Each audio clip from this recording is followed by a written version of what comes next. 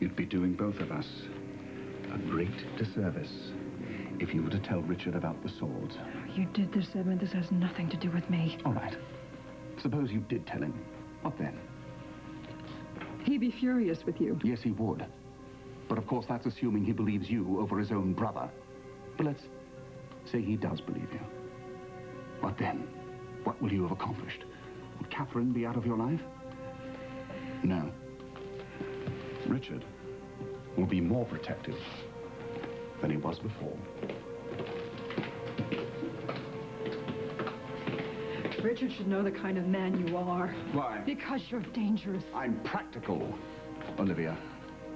That woman will destroy Richard, along with any chance you have of walking down the aisle with him. My God, Olivia! Have you given up on your dream? To live happily ever after with your Prince Charming? This is not the way I want to do it. It's the only way. Otherwise, you're going to have to sit back and watch Richard fall in love with Catherine all over again. You are a despicable little man. I'm doing what's best for my brother and my country. How do you even know you can keep the guard from talking? I can't. But as we speak, dear Nelson is penning his confession for the attempted murder of Reva Lewis. You got him to take the rap for you? Well, it seems he has the same belief that I do.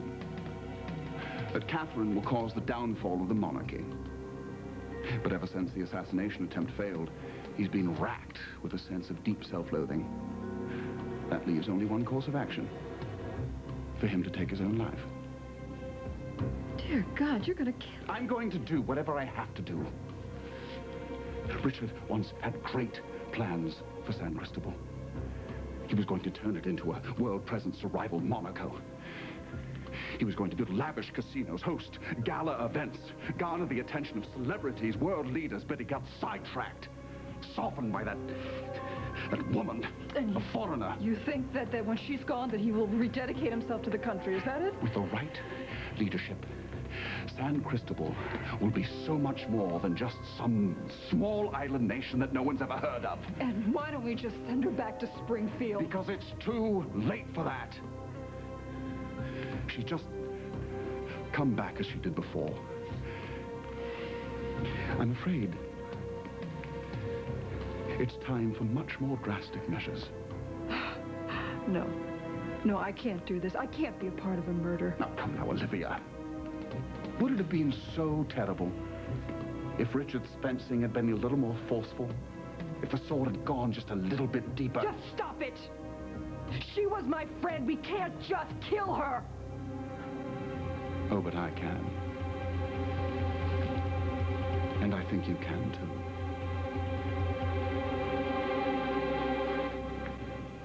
I know how hard this is for both of us. Don't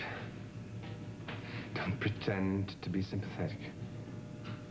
I'm not pretending anymore. Well, excuse me if I have a hard time trusting you again. You say you know me better than anyone? Then you should be able to look in my eyes and know that I'm telling you the truth. Reopening those wounds, which were so hard to close, is among the hardest things that I have ever had to do in my life. And the pain now is just as great as it was that night that I walked into Jonathan's room and found an empty bed. Now, I'm willing to endure this torture so that we can find our son.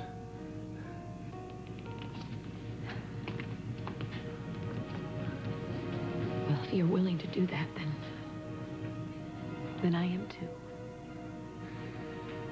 Why am I having a hard time believing you? I may not be able to remember much yet.